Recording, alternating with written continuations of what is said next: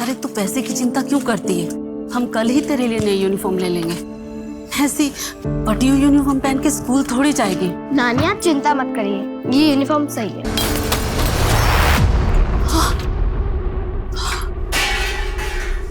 क्या कर रहा है सब? तो दिमाग खराब हो गया क्या तेरा? पैसे किधर है?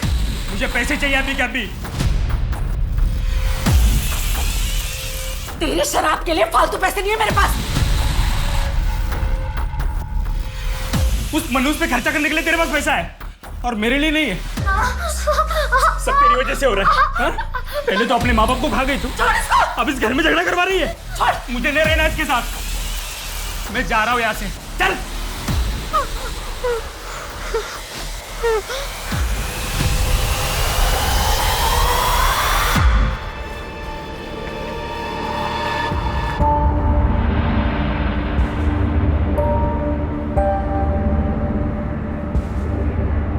नानी, मामा ठीक कह रहे थे।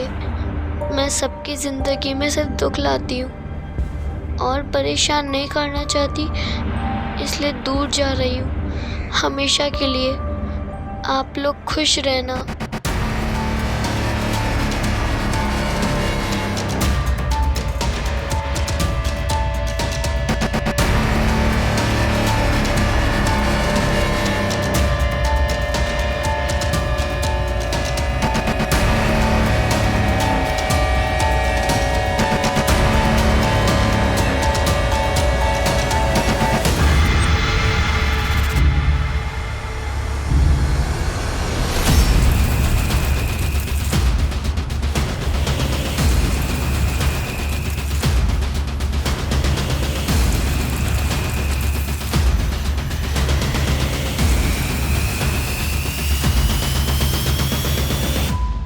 गुस्से में उठाया गया कोई भी कदम हमें अक्सर तबाही की ओर ले जाता है। गुस्सा न सिर्फ दूसरों की जिंदगी बर्बाद करता है, बल्कि खुद के जीवन में भी जिंदगी भर का जहर घोल देता है। हम सब के अंदर अच्छाई और बुराई दोनों होती है। हमारी सोच पर हमारा नियंत्रण ये तय करता है कि हम किस राह को चुनते हैं। इस नए अध्याय में हम देश के अलग अलग शहरों और गांवों से ऐसे हैरतअंगेज केसेस देखेंगे जिसमें दिल दहला देने वाले जुर्म हुए, सिर्फ इसलिए क्योंकि किसी एक इंसान ने अपनी समझ और आचरण पर नियंत्रण नहीं रखा। आज का ये केस एक असंभव पहेली बनकर पुलिस के सामने आया था, जिसमें जुर्म और मुजरिम दोनों ने पुलिस के होश उड़ा दिए थे। वाह, ये मेरे लिए।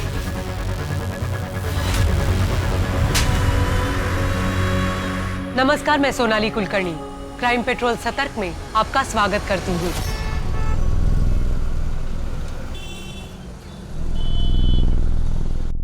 छह 628 साल पुरानी बात है।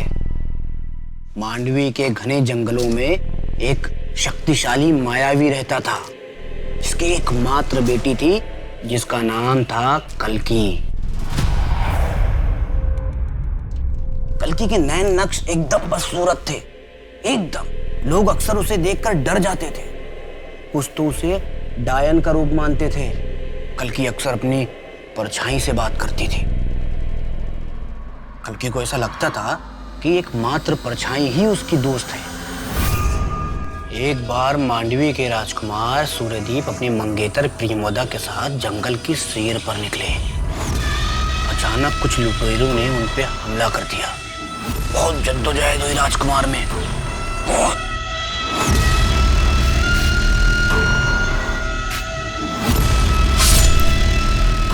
जिसमें रानी प्रियमोदा की मृत्यु हो गई। जान तो राजकुमार सूर्यदीप की भी जाने वाली थी, लेकिन कल्की ने उनकी जान को बचा लिया और कल्की राजकुमार को अपने घर ले आई। कल्की ने राजकुमार सूर्यदीप की बहुत सेवा की, बहुत सेवा की। पहली बार कल्की को अपनी सूरत पे गुस्सा आ रहा था, क्योंकि कल्की को राजकुमार सूर्यदीप से प्यार हो गया था। कल्की के पिता मायावी ने अपने जीवन भर की तपस्या अपनी बेटी कल्की पर न्यौछावर कर दिया और कल्की को प्रियमवदा का रूप दे दिया। कल्की की परछाई कल्की से एकदम नाखुश थी, एकदम नाखुश। और क्या हुआ? क्या आप भी फिर से कल्कि की कहानी लेकर बैठ गए? ये क्या नया शौक चढ़ा है आपको? डेली एक ही कहानी लेकर बैठ जाते हैं। होटल जाने में देरी नहीं हो रही? जा रहा हूँ। और चंदन जगन, तुम दोनों, तुम्हारे सारे काम खत्म हो गए हैं, आराम से बैठ के कहानी सुन रहे हो। चलो जाओ। जी मैम, जा रहे हैं। और आप भी उठिए, गीजर ऑन कर दिया मैंने। चलिए चलो, लीजिए। Oh thank you. आज मैं थोड़ा जल्दी आने की कोशिश करूंगा। कार्तिक, नमित का कॉल आया था, वो आज लद्दाख ट्रिप से वापस आ रहा है। तो फाइनली उसको फुर्सत मिल गई। कोविड और लॉकडाउन के चक्कर में होटल का धंधा आधे से कम हो गया था। अभी जब धंधा स्टार्ट हुआ था तो वो दोस्तों के साथ ट्रिप पे निकल गया, वो भी होटल के अकाउंट से पैसे लेकर। कार्तिक, इतना भी क्या? भतीजा है आपका। अदिति तुम नहीं समझोगी, पिछली बार भी मैंने उसको कुछ नहीं बोला था, लेकिन उसकी लापरवाही बढ़ती जा रही है। अच्छा, आप रहने दीजिए। अदिति तुम बीच में मत बोलो, ये मैं हैंडल कर लूंगा। अच्छा मैं निकल रहा हूँ, मैं तुमको लाइव लोकेशन भेज दूँ।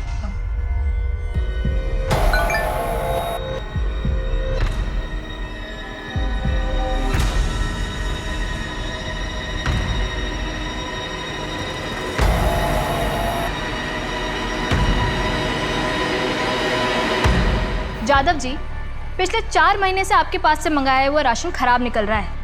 आटा, दाल, चावल सब में कीड़ा लगा हुआ है। आपकी वजह से मुझे बाहर से सामान मंगवाना पड़ा और उसके पैसे आपको नहीं मिलेंगे, समझे आप? पैसे नहीं मिलेंगे? कैसे नहीं मिलेंगे? राशन बिल्कुल ठीक था, आपने ठीक से रखा ही नहीं होगा। और फिर मैंने नमित को ऊपर के पैसे भी तो दिए थे, उसका क्या हुआ? आप क्या हो रहा है? किस पैसे की बात कर रहे हो तुम? मैंने नमित को 5 लाख रुपए दिए थे। उसने मुझे भरोसा दिलाया था कि इस होटल में आगे का पूरा राशन का कॉन्ट्रैक्ट तुम्हारा ही रहेगा। नमित कौन होता डील करने वाला? होटल मेरा है और मैं ये डील कैंसिल कर रहा हूँ। निकलो यहाँ से। मेरी 5 लाख का क्या होगा?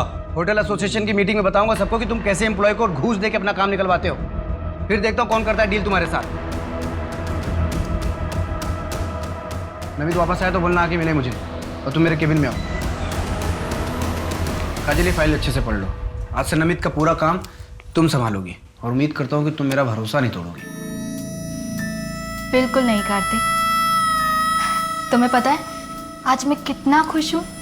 अब हमें साथ रहने के और भी ज्यादा मौके मिल जाएंगे। What? काजल तुम गलत समझ रही हो। पहले भी तो हम साथ में कितना खुश थे। देखो काजल, पहले जो कुछ भी हुआ वो मेरी गलती थी, लेकिन अब मैं बिल्कुल बदल गया हूँ। अब मैं उसे धोखा नहीं दे सकता। पर Kartik, I still love you. Kajal please you can go now.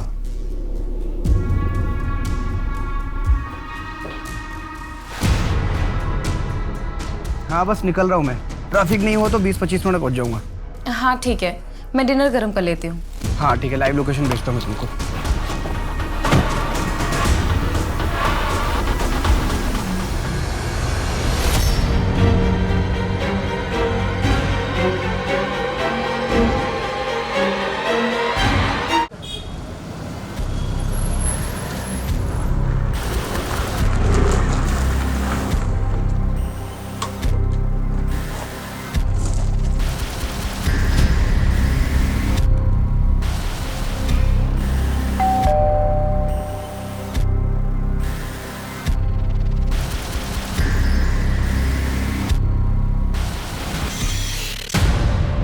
चाची क्या हुआ?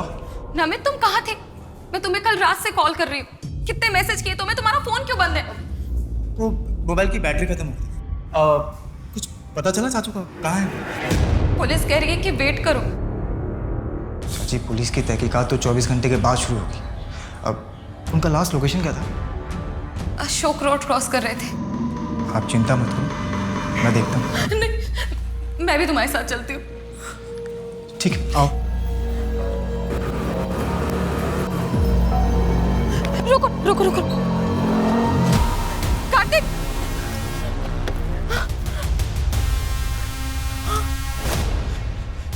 क्या हुआ? फोन बंद है। कार्तिक! चाचू! कार्तिक! चाचू! कार्तिक!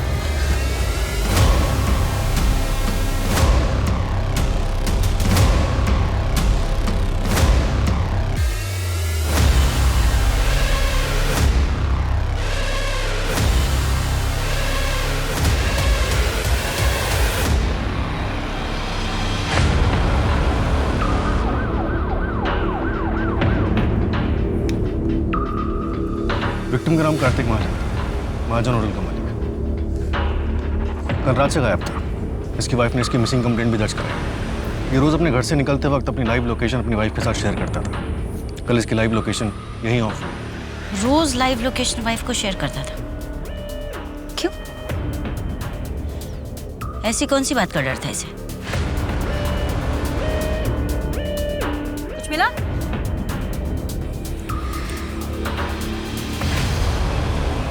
शर्मा, देखो तो क्या है।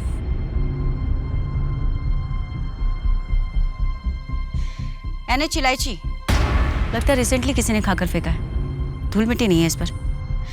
शर्मा, एक काम करो, फॉरेंसिक वालों को भेजो। केस से रिलेटेड सबूत हो सकता है।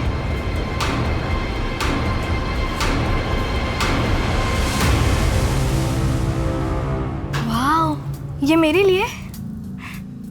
खास तुम्हारे लिए मंगवाया मैंने। इसकी क्या जरूरत थी?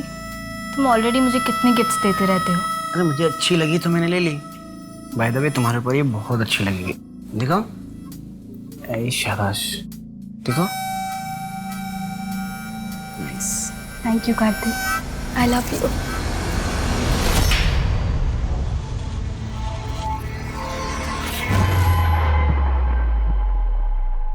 अरे अर्चित, कब तक सोएगा रे तू? चल जल्दी उठ। तुझे मिश्रा जी से मिलने जाना था ना? कितना मुश्किल से तेरा नौकरी का बात किया। अब उठ भी, जल्दी जा। क्यों दिमाग खराब कर रही है बुढ़िया? जा सोने दे। और तेरी वो 2 टके की छोटी मोटी नौकरी नहीं करनी मुझे। कुछ बड़ा करने वाला हूँ मैं। सुबह सुबह दिमाग खराब करती है बुढ़िया। अरे जिया, तू आ गई? चल मैं तेरे लिए नाश्ता लगा देती हूँ। नानी, आप रोइए मत। जब मैं बड़ी हो जाऊंगी ना, मैं सब संभालूंगी। आप चिंता मत करिए।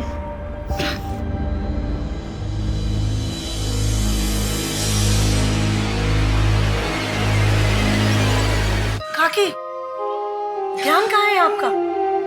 मैं बस वो जिया के बारे में सोच रही थी। कहाँ ढूंढूं उसे? पुलिस भी कुछ नहीं कर रही। शायद पुलिस को जो लग रहा है कि जिया खुद से कहीं गई है, वो सही है। उसने खत भी तो लिखा था ना। पर बच्ची है, कहीं भी है तो ढूंढना तो होगा ना। हिम्मत रखिए काकी। अरे वो मेरी चाय बन गई? जिया का अब तक कुछ पता चला? नहीं, अब मैं चाय गर्म करके लाती हूँ। मिल जाएगी काकी।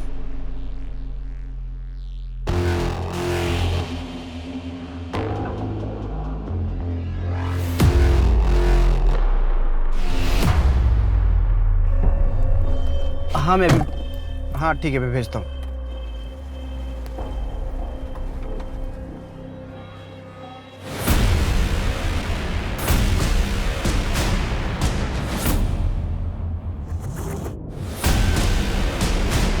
भानु सिंह, 2 महीने पहले तक दोनों की काफ़ी अच्छी दोस्ती थी।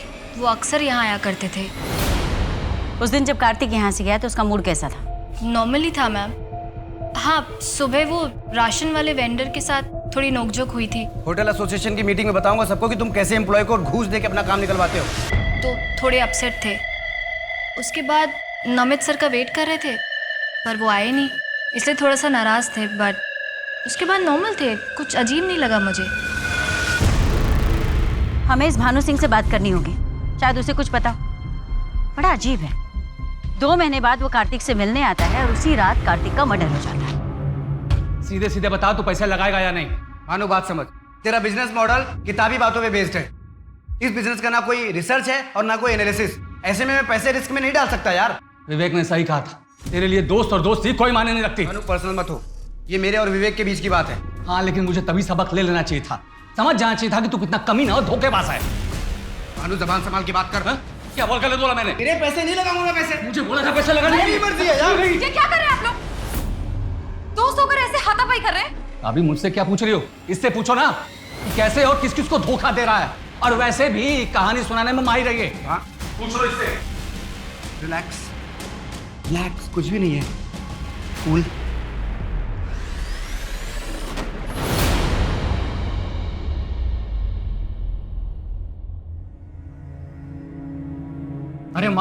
आओ आओ आओ आओ, ये देख मैं तेरे लिए क्या लाया। इतने पैसे कहाँ से आए तेरे पास? अरे माँ ये समझ ले तेरे बेटे को बहुत बड़ी लॉटरी लग गई है। लॉटरी? कैसी लॉटरी? अरे माँ अब ये समझ ले कि तेरा बेटा बहुत बड़ा आदमी बनने वाला है। अब खड़े खड़े सब कहानी सुनेगी क्या? मुझे भूख लगी है, कुछ अच्छा सा खिला दे। चल मैं फ्रेश होके आता हूँ।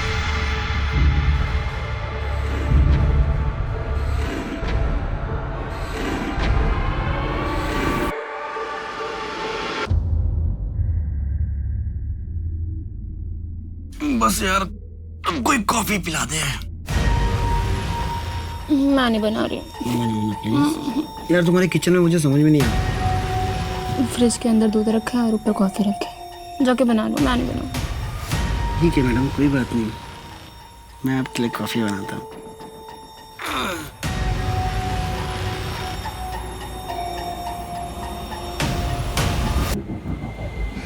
विवेक, विवेक विवेक इतने साल पुरानी दोस्ती का भी ख्याल नहीं रखा तूने। विवेक आई एम सॉरी भाई, तू गलत समझ रहा है। Get out. आज से तेरी मेरी दोस्ती खत्म। विवेक देख, निकल जाए यहाँ से, नहीं तो मेरे हाथ कुछ गलत हो जाएगा। विवेक ऐसे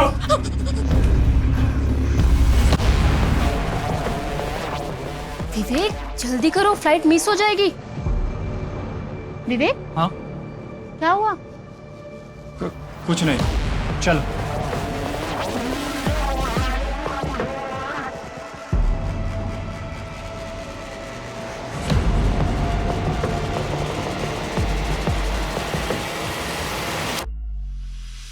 मैडम, पोस्टमार्टम रिपोर्ट के हिसाब से कार्तिक का मर्डर 15 तारीख की रात को 9:30 बजे से 11 बजे के बीच में हुआ था। Murder weapon? कोई तेज धार वाला ऑब्जेक्ट जैसे चाकू। उस वेंडर राधे का कुछ पता चला? उसके सीडीआर और लोकेशन डिटेल्स चेक किए। वो मर्डर वाले दिन अपने किसी रिश्तेदार की शादी अटेंड कर रहा था। कार्तिक का भतीजा नमित?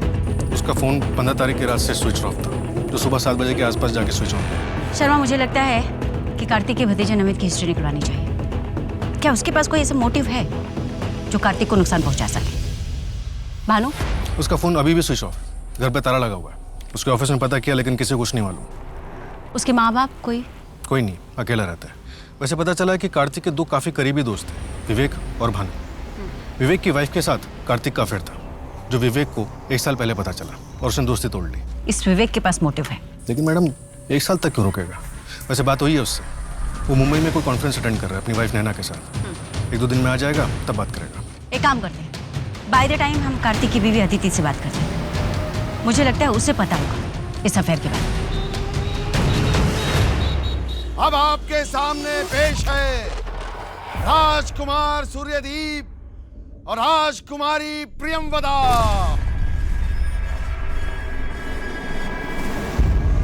प्रियंवदा, तुम इस दुनिया की सबसे सुंदर लड़की हो। मैं बहुत किस्मत वाला हूँ जो तुम मुझे चाहती हो। राजकुमार सूर्यदीप, आपको राजा साहब बुला रहे हैं।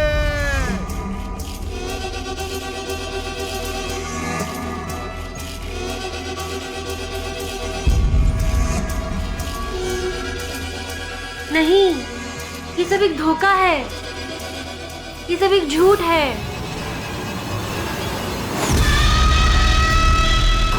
ये सब एक झूठ है। ये है मेरा असली सच। कब तक ये सच मैं आप सबसे छुपाऊंगी? सत्य, असत्य, प्रत्यक्ष, अप्रत्यक्ष, किस जीवन का मैं चयन करूं? शाबाश बेटा, तूने तो स्टेज पे कमाल कर दिया। किसी को पता ही नहीं चला कि प्रियंवदा लड़की नहीं लड़का। सच बाबा? हाँ बिल्कुल। चल चल चल, अब नाटक का आखिरी अंग बचा है ना, तो जल्दी से कपड़े बदल ले, ठीक है? हाँ।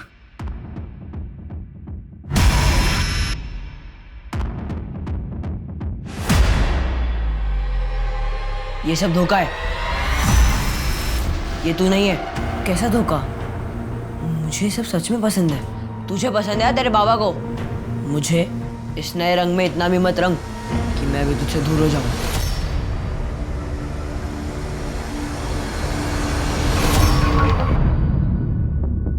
यार मैं उससे प्यार करने लगा हूं। कार्तिक यार, तुम ऑलरेडी शादीशुदा हो। मुझे समझ में नहीं आ रहा है कि मैं अदिति को कैसे बताऊं। तो एक काम करो, अदिति को सब कुछ सच सच जल्दी बता दो। हाँ बस निकल रहा हूँ मैं निकलता हूँ।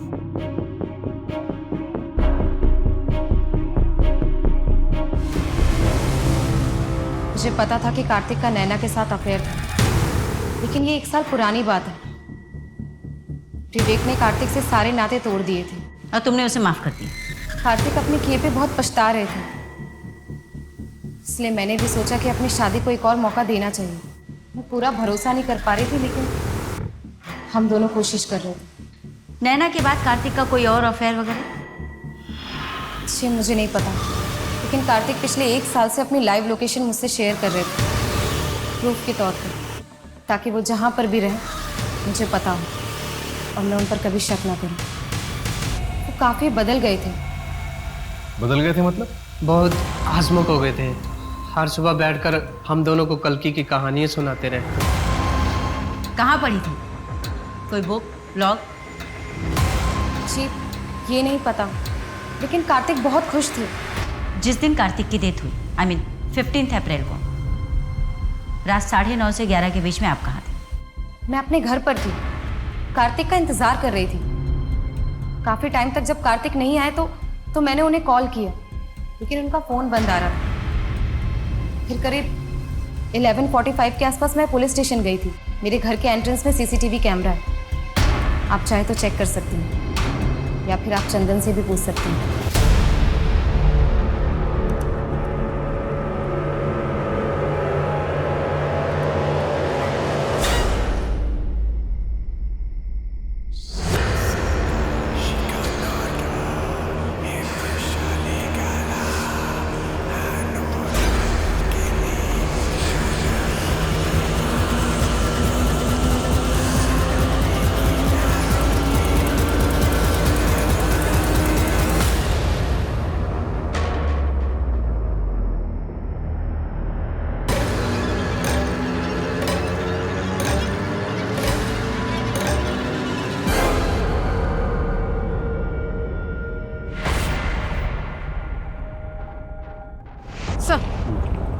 सर, बच्चे की डेड बॉडी पे एक भी कपड़ा नहीं था। Sexual assault? कुछ कह नहीं सकते सर, गला भी कटा हुआ है इसे। ये जिया वर्मा है ना? मिसिंग कंप्लेंट आई थी इसकी।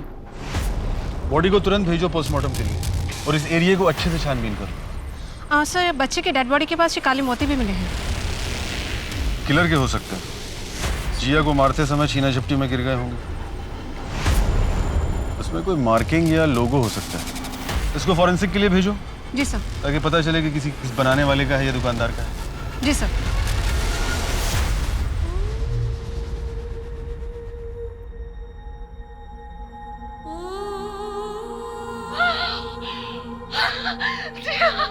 जिया मेरी बच्ची, जिया, ये क्या हो गया जिया, जिया, ये क्या हो गया? क्या मतलब है नाटक नहीं करो? बाबा मुझे लड़कियों के कपड़े नहीं पहनना, सब लोग चिढ़ाएंगे मुझे। बेटा तू सबसे सुंदर प्रेमवदा है, तुझसे अच्छा कोई नहीं कर सकता। बाबा मैं सूर्यदीप बन जाऊं? नहीं, तू प्रेमवदा ही बनेगा, ये मेरा आखिरी फैसला है। जल्दी बाहर आ जा। खाना ऑर्डर किया है, खा लो। मुझे भूख नहीं है नमित। ऐसे तो आपकी तबीयत खराब हो जाएगी। सच बताओ, क्या कार्तिक को तुमने? क्या? ये आप क्या बोल रहे हैं? जिस रात उनका मर्डर हुआ तुम कहाँ थे?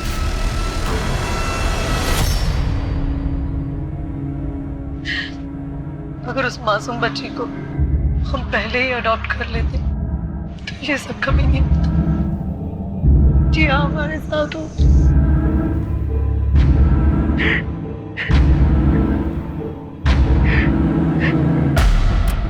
मैडम, कार्तिक का भतीजा नमित, उसके बारे में एक इन्फॉर्मेशन मिली है। ये एक हैबिचुअल जुआरी है, सट्टेबाजी, जुआ, ये उसकी कमजोरी है। उसके ऊपर काफी उधारी भी है। हर थर्सडे को वो एक इलीगल बेटिंग पार्लर में जाता है जो विजयनगर में। ये अशोक रोड वाले जंगल के बगल में है ना, जहाँ से हमें कार्तिक की डेड बॉडी मिली थी? Right madam. 15 अप्रैल को जिस दिन कार्तिक की मौत हुई उस दिन भी थर्सडे था, यानी कि हादसे के वक्त नमित उसी एरिया में था, राइट? हाँ, पप्पू ने बताया था कि उस दिन नमित बैटिंग पार्लर गया था। और एक बात मैडम, कि नमित को इलायची खाने का बहुत शौक है और उसका फेवरेट ब्रांड है NH इलायची। उठाओ साले को। सर, ये पोस्टमार्टम रिपोर्ट आ गई है। जिया की बॉडी के पास जो काले मोती मिले थे उस पर जीजे का लोगो मिला। जी सर, ज्ञानी ज्वेलर्स। उसके ऑनर से बात करो और पता लगाओ कि वो काले मोती किसने खरीदे थे। सिर्फ एक और इन्फॉर्मेशन है जिया के मामा अर्चित के बारे में। हाँ? मैम आप मुझे मार क्यों रहे हैं मैम? और हम क्यों मारेंगे अपने चाचू को? क्योंकि तेरे ऊपर लाखों का कर्ज है और तेरी बेटिंग की लत के बारे में मालूम है हमें। मैम आपको ये भी पता होगा कि जिस दिन चाचू का मर्डर हुआ था हम बैटिंग कर रहे थे।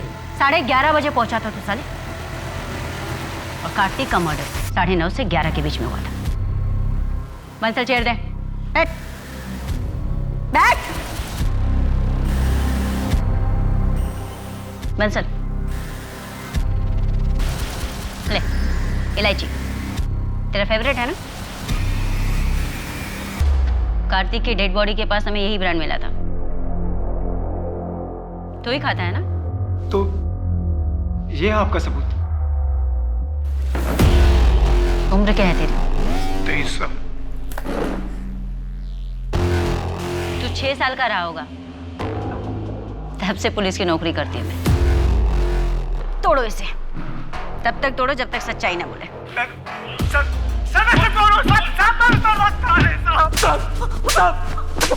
बस कीजिए साहब, मैंने बोलता है मैंने कुछ नहीं किया है साहब। आज ही तेरे दोस्त को औरतों की तस्करी के रैकेट में अरेस्ट किया है।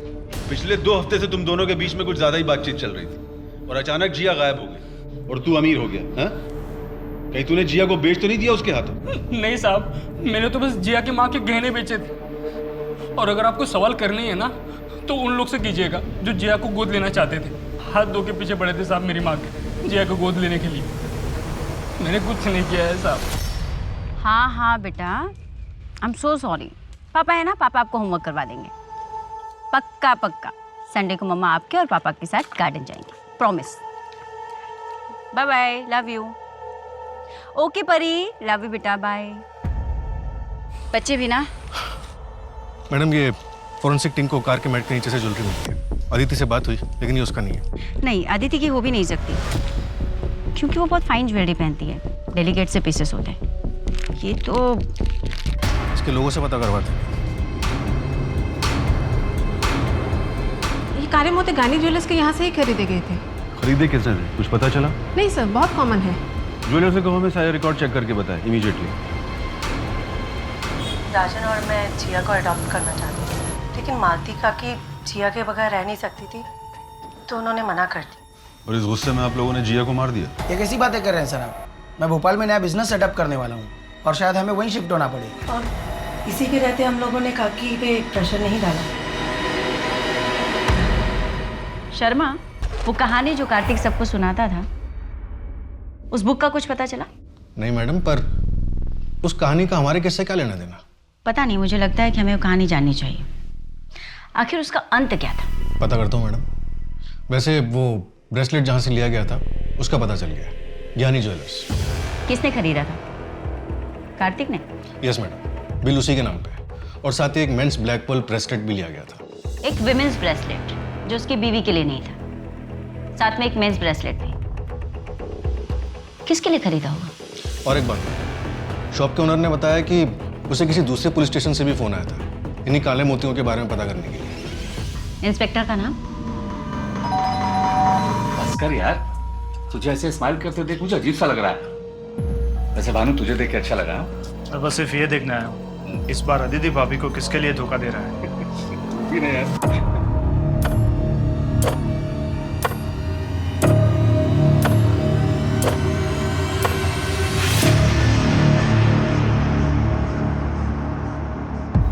नैना, मुझे कार्तिक के बारे में एक ऐसी बात पता है जिसको सुनकर अदिति भाभी को दुख होगा, पर यह बात बाहर ताना बहुत ज़रूरी है।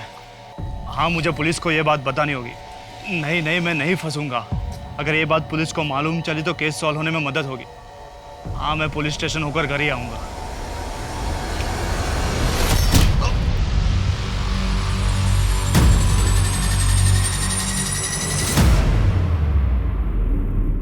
मैडम मुझे तो कोई कनेक्शन नहीं दिख रहा। सिंह के केस में एक बच्ची का मर्डर होता है और हमारे केस में एक आदमी का। दोनों में बस एक ही बात कॉमन है कि दोनों का गला काट के उनकी हत्या की गई।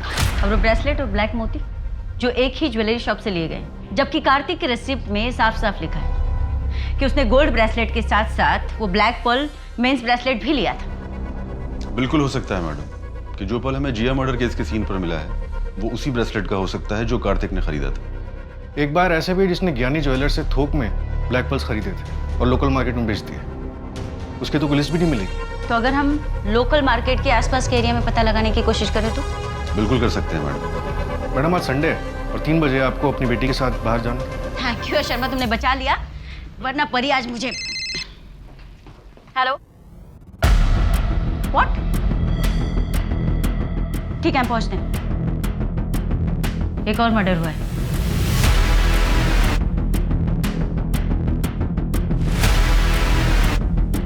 विवेक ने अपनी वाइफ नैना से लास्ट कहा था कि वो कार्तिक के मर्डर के बारे में पुलिस को कुछ बताना चाहता है। पर ऐसा क्या है जिसकी वजह से इसे मार दिया गया? इस असंभव पहेली के जाल में फंसकर एक और आदमी अपनी जान गंवा चुका था, लेकिन अब भी पुलिस के पास कातिल तक पहुंचने का कोई ठोस रास्ता नहीं था। कार्तिक के साथ वो औरत कौन थी? अगर वो सच में कार्तिक से प्यार करती थी तो वो अब तक सामने क्यों नहीं आई थी? इन मर्डर्स के पीछे का सच क्या था? क्या विवेक आखिरी विक्टिम था या और भी जुर्म होने बाकी थे? नैना, अपने पति के बारे में कुछ बता सकती हो? मैम, वो बहुत ही अच्छे इंसान थे, बस थोड़ा अंधविश्वासी थे।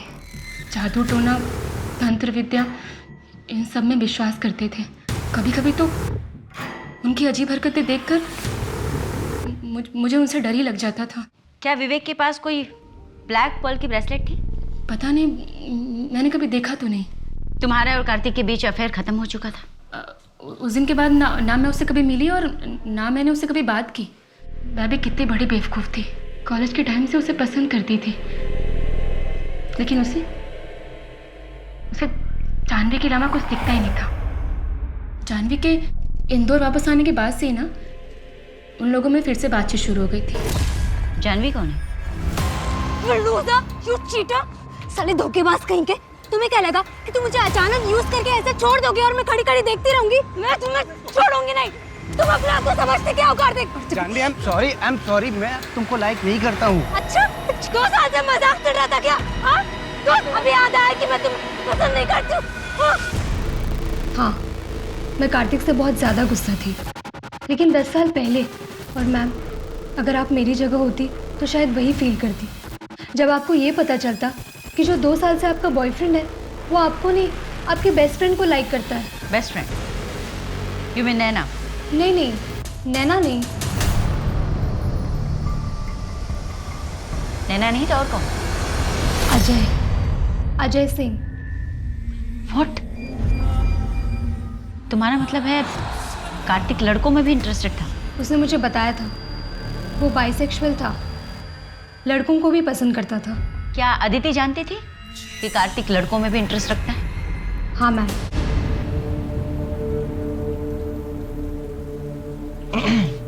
आप ठीक हो? हाँ, मुझे क्या हुआ है? तुझे पुलिस ने छोड़ दिया? हाँ, उनके पास मेरे खिलाफ कोई सबूत ही नहीं था। आपको पता है कि चाचू को लड़कों में इंटरेस्ट? खाना फ्रिज में रखा है, खा लेना। एक बात खटक रही है शर्मा, कार्तिक महाजन की जिंदगी में अचानक से ऐसा क्या हो गया था कि वो खुश रहने लगा था, शांत हो गया था? आखिर क्या? कहानियां सुनाने के नए शौक के अलावा? असली नाटक में परछाई का कोई जिक्र नहीं था। ये परछाई वाला एंगल इस नाटक में डाल के इसे नया रूप दिया गया। और ये काम सिर्फ वही कर सकता है जिसे न सिर्फ ये नाटक मुंह ज़बानी याद हो, बल्कि सांवेर में इस नाटक का पात्र भी रह चुका। यू मीन राइटर प्रकाश त्यागी का बेटा दिनेश? Right madam. और जो कहानियां वो सुनाता था वो 14-15 साल पुरानी है।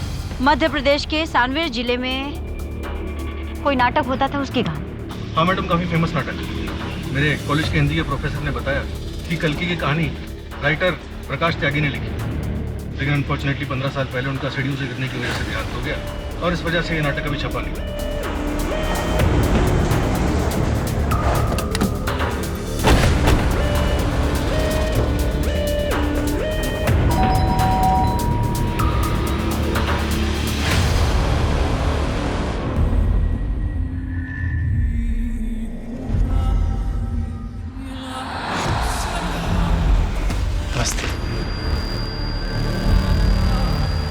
आइए, मैं आप ही का इंतज़ार कर रहा था। जानता था आप मुझ तक ज़रूर पहुंच जाएंगे।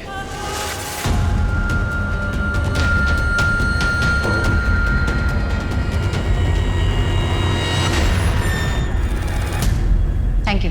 दिनेश, आपने पुलिस को फ़ोन करके बताना ज़रूरी क्यों नहीं समझा? मैम, मैं अदिति को और परेशान नहीं करना चाहता था। क्या आप नहीं चाहते कि जिसने भी कार्तिक का मर्डर किया उसे सजा मिले? उससे क्या होगा मैम? कार्तिक वापस तो नहीं आ जाएगा? आपका ऐसे लड़कियों की गेटअप में रहना, I mean, कार्तिक को इससे कोई प्रॉब्लम नहीं थी?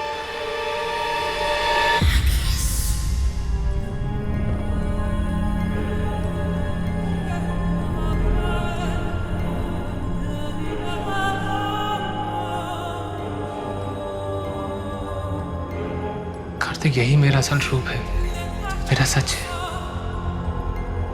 मैं खुद को ऐसे ही देखता हूँ और पूरी जिंदगी ऐसे ही जीना चाहता हूँ। अगर तुम मुझे एक्सेप्ट नहीं कर सकते हो तो it's okay. I love you Dinesh. तुम जैसे भी हो मेरे लिए दुनिया के सबसे खूबसूरत इंसान हो तुम।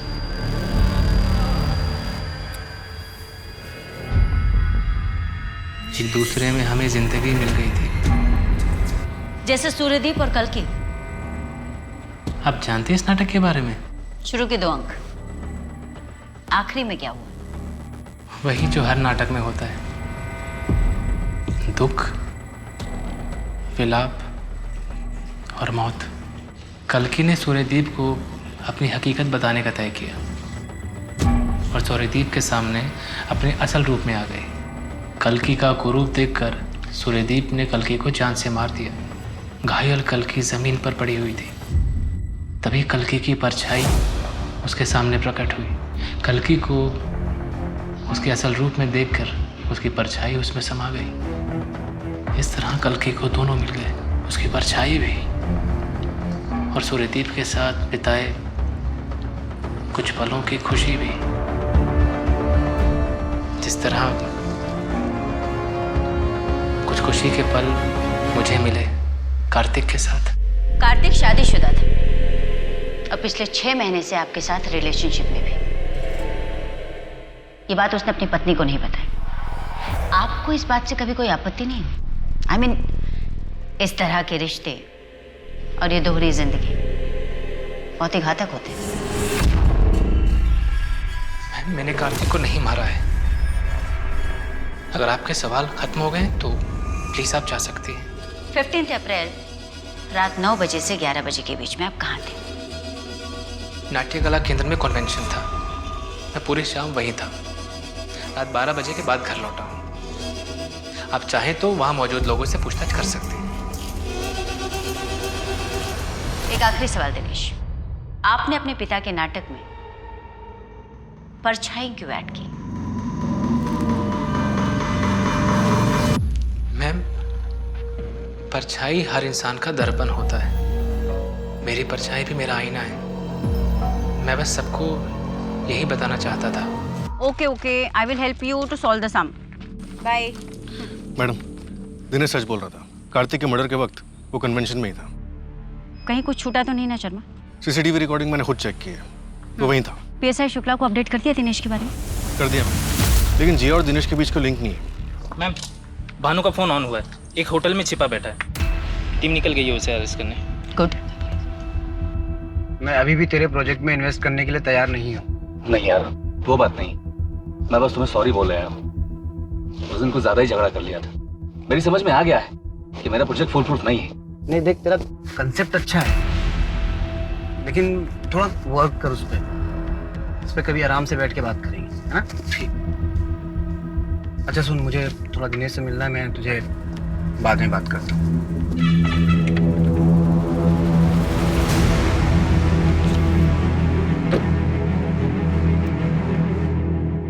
नेटवर्क ही नहीं आ रहा है।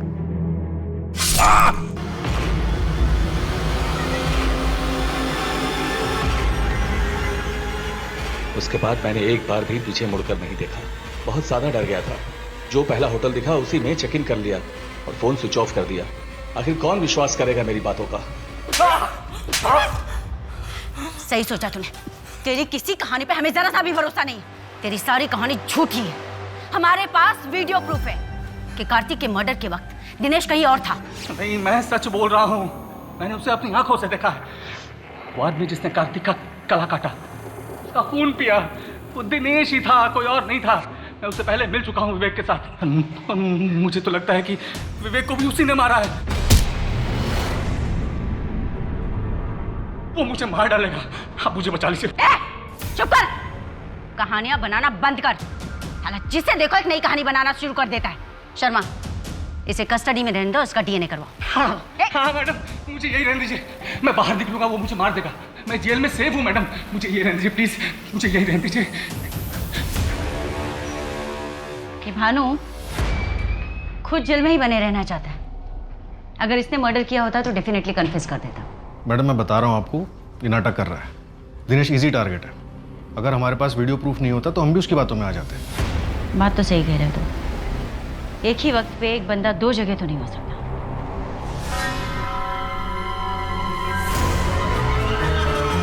परछाई हर इंसान का दर्पण होता है। मेरी परछाई भी मेरा आईना है। शर्मा चलो।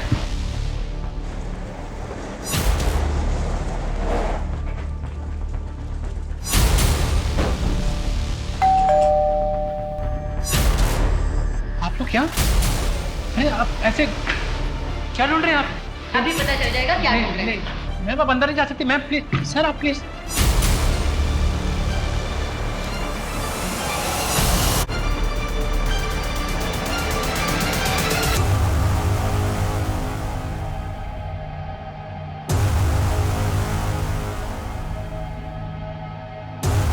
इस नए रंग में इतना भी मत रंग कि मैं भी तुझसे दूर हो जाऊं। तो ये है तुम्हारी परछाई। लेके आओ दोनों को बाहर।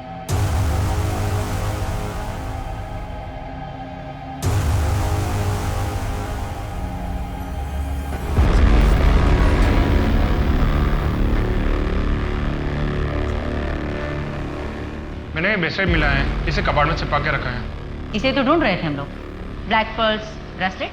मितेश, पर ये ब्रेसलेट तो कार्तिक ने तुम्हें दिया था। पुलिस क्यों ढूंढ रही है? मितेश कार्तिक को जानता था?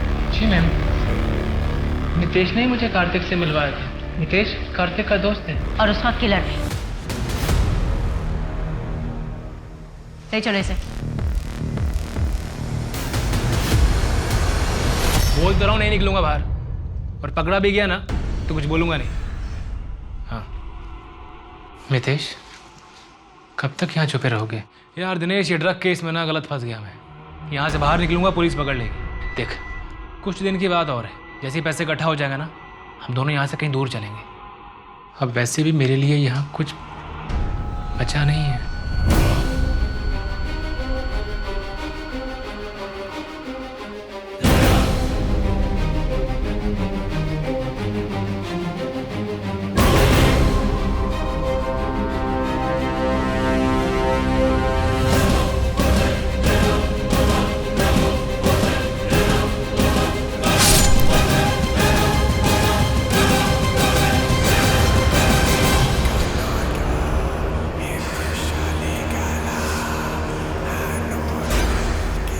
बाबा पार्शनाथ से मिला। उन्होंने मुझसे कहा कि मुझे बलि देनी होगी। बाबा ने कहा कि मुझे 27 बालिग आदमी या औरतों की बलि देनी होगी। बालिग? तो तुमने जिया को क्यों मारा? नहीं नहीं नहीं नहीं, बाबा ने कहा था 27 नर। अब वो आदमी हो, औरत हो, बच्चा हो, फर्क नहीं पड़ता, तो मैंने मारा। फिर तो तुम्हारा टारगेट पूरा हो गया था। फिर तुमने कार्तिक और विवेक को क्यों मारा? विवेक 27वीं बलि थी।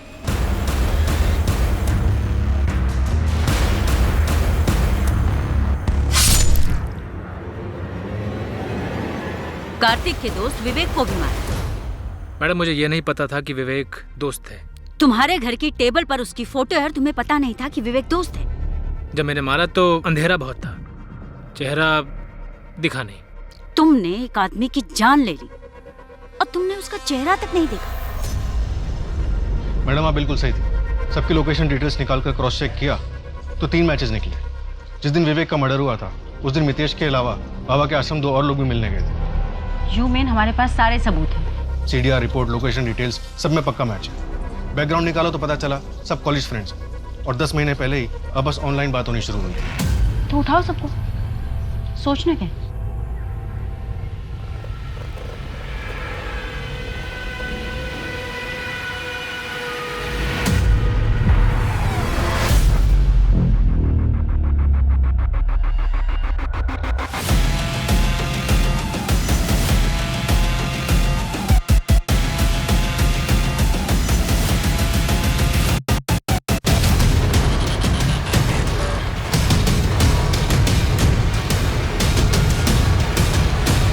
कार्तिक बाबा पार्थनाथ का भक्त था।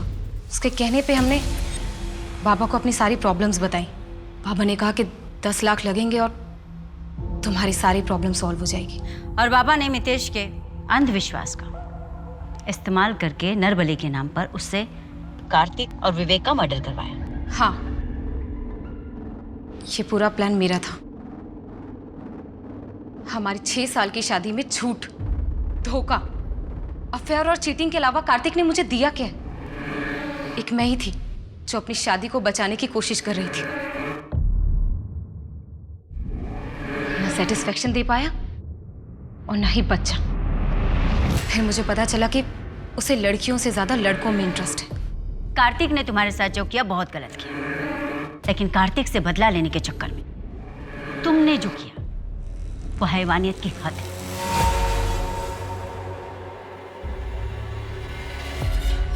मेरी पहचान, मेरा पहनावा,